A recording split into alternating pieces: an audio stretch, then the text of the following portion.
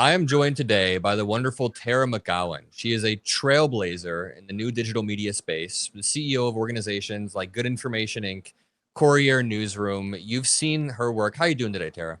I'm doing fantastic. How are you, Adam? I'm doing well.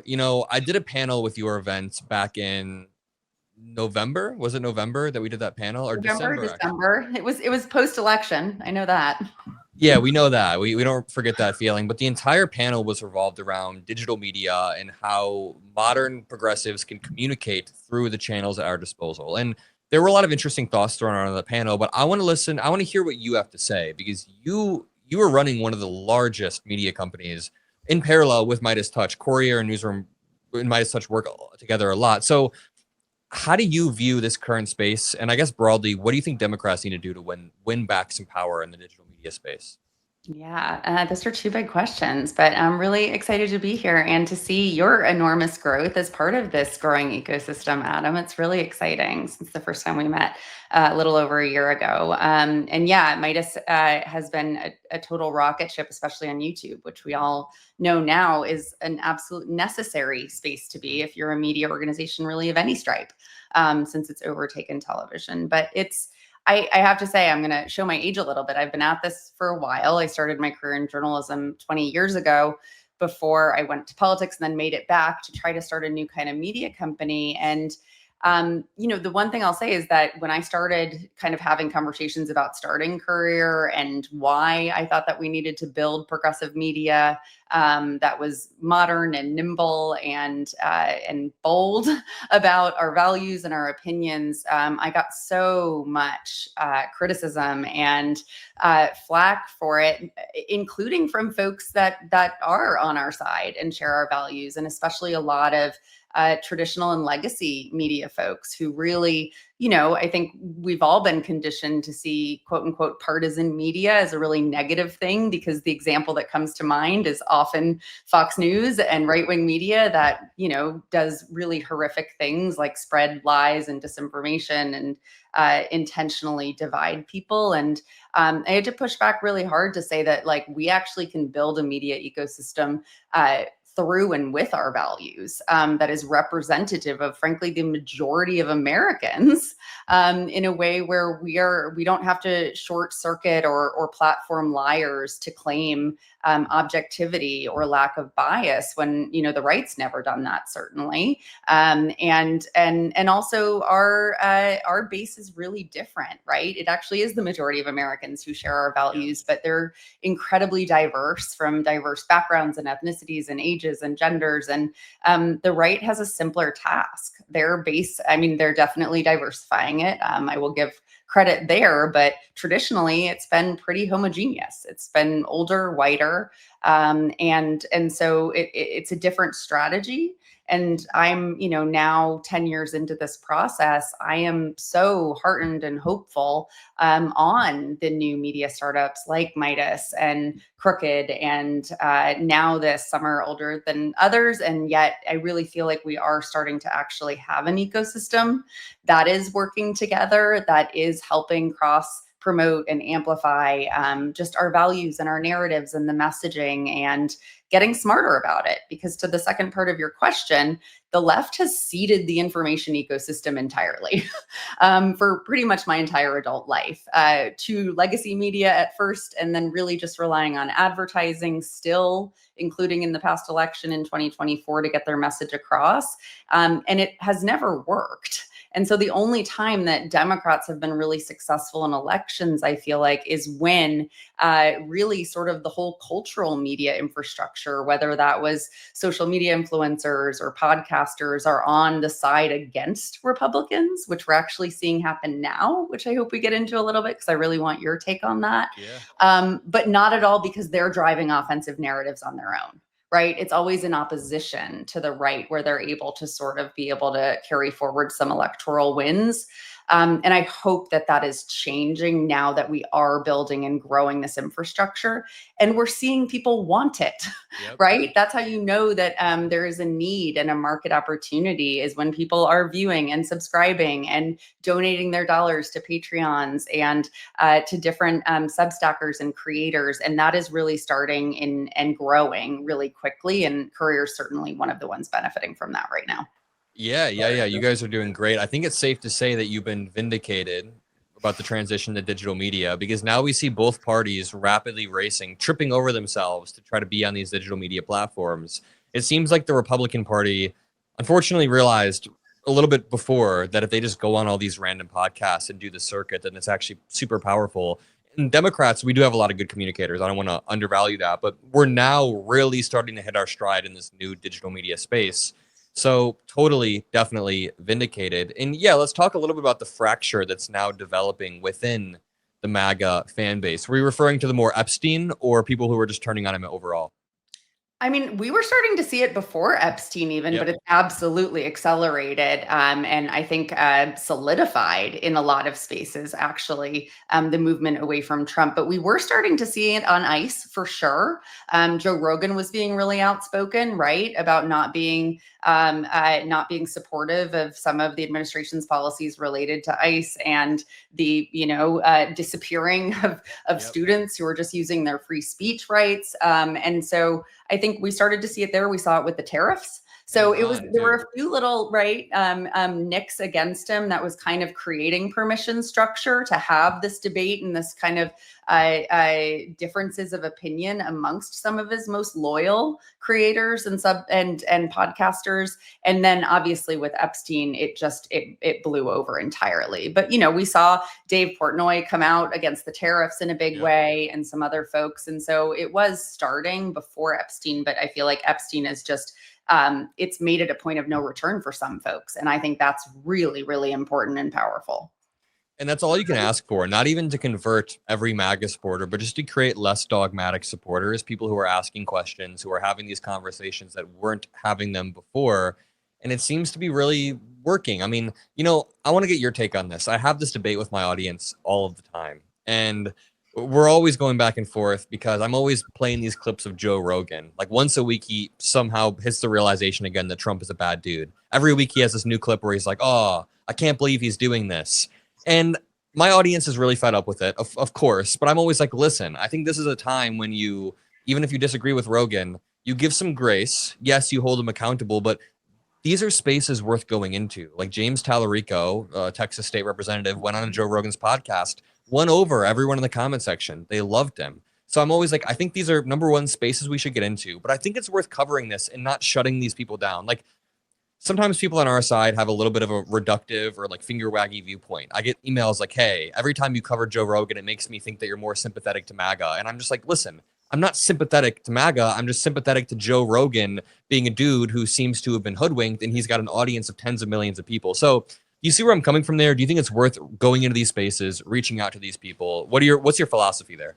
Oh, absolutely. I think it's worthwhile. It's not only worthwhile, I think it's absolutely necessary, because I think when I've always sort of described myself as a pragmatic progressive, which is a little bit of a hit on the left in some ways, because I think that the purity tests are one of the worst elements of the left. I think that it's a terrible element of any community, whether it's a faith-based community or it's a political, ideological community. We need to have a big tent. We need to have a big coalition. That's what democracy is. Democracy is about a contest of ideas and values, and it should be about mutual respect, and it should be about discourse. And that's obviously not the space that we really live in, either within the broader left or just the politics in this country today. But that's what's going to get us out of this mess. The increased polarization, the increased division, the increased othering and shaming of other groups, no matter where they come from, that doesn't doesn't get us anywhere. That's a race to the bottom. We have to be able to listen to people. We have to be able to have discourse. And I'm not suggesting everyone on the right is open to that either by any means. And I also am not suggesting that we should apologize for or not condemn racism or sexism or, all of the ills of society and of individuals at all. But when we just decide to shut down,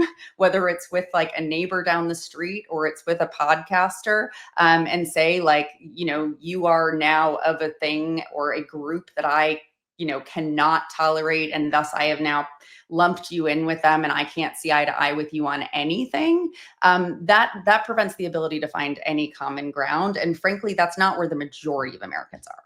So when I say pragmatic progressive, it's like, I want Democrats to win elections, or not even Democrats. I want people who do not represent MAGA values, if you can call them values, to win elections so we can have a democracy and so we can advance progress in this country. And so that requires us to bring a lot of people in. Trump would not have won if he had just had his rabid base. He knew that. He had to bring others along. And what was the most effective way of doing that? Absolutely shutting down the left, right? Calling out all of the things that the left was saying or doing that were not popular amongst the majority or amongst independents. And so I think having an independent point of view is actually what made a lot of the what we call right-wing podcasters and influencers very popular, like Joe Rogan, is that frankly, he was always really independent. That's why he's able to vacillate on issues, because he's thinking independently about them. And you don't have to. Bernie a while ago. He's not like some hardcore lifelong right-winger that people think he is. No, that's right. And I think that's true with Schultz on Flagrant and others, is like, I don't agree with them on most things, but I've started to listen to them more and agree with them on things because I think they're also reflecting their audience. They don't want to be out of touch with their audience. You know that. And the thing is, too, purity testing has hurt a lot of people. I think it's hurt a lot of coalitions. Coalitions happen through addition rather than subtraction. And what we need to do is aggressively stand up for minority rights or what we stand for without shutting down people or being like suffocating. So aggressively stand up for trans rights or the rights of immigrants or the rights of any minority group. Of course, this is what we stand for. But oftentimes I feel like there's not enough grace for people who, I don't even know, don't fully understand things. Like my great grandpa, I'm sure, didn't fully understand the trans issue, but he's a liberal voter through and through, and there needs to be some sort of grace rather than shutting people down. I think that sometimes in my comments I see these things where people try to write off all 70 million Trump voters as like bad people or not worth talking to. It's reductive, and that's not how you build a coalition. So I'm glad that we're out here having these conversations. I guess I want to pivot over a little bit to your personal career. I want to ask you a question that goes a little bit back. Can you tell me what inspired you to make the transition originally from journalism to actually being a press sec and doing more political strategy? Yeah, of course. So I pretty much always wanted to be a journalist from 13, 14, 15 years old, I think. I always wanted to go to NYU and be in New York City. I wanted to be a foreign war correspondent at one point in time, but I started my career at CBS, and 60 Minutes was my first full-time job in journalism, which is a pretty storied place to learn the fundamentals of reporting and storytelling and long form. And I did learn a lot, and there was a lot I liked about it, and there was a lot I didn't like about it. Corporate media was not objective as they claimed to be in a lot of ways. It wasn't about political ideology or bend. It was about corporate interests, which now we're really seeing, right, play out with CBS as well as other corporate media who are just immediately capitulating to this administration for their own business interests, not political reasons, but it has political implications. And so I was a little bit disillusioned by that experience from that acknowledgement. And I covered the 2008 presidential election at 60 Minutes. And I was very taken by then Senator Obama's message and campaign and candidacy. And after that election, I really wanted, I put my reporter hat on because I didn't know anything about working in politics or government. I'd never even volunteered on a campaign. And I really wanted to be a part of the change that he was promising. I really, really believed that we needed to turn the page in this country away from establishment, family, partisan politics and politicians and the way of that, that way of doing things. I was very independent at that point in time. I always voted Democrat, but I didn't really align with a lot of Democrats that had been in office either. And I thought that he was bringing a very different approach. So that's ultimately, I made the decision. I moved to DC without knowing anybody. I got very lucky applying cold to jobs in my delegation from Rhode Island, and ended up working for my home state senator, Jack Reed, for a very brief time before I went on President Obama's reelection campaign in 2011 in Chicago. Insanely interesting story. That is really, really interesting, making the jump. Yeah, that must have been pretty daunting to give up what you had already been established in, especially at a job like 60 Minutes.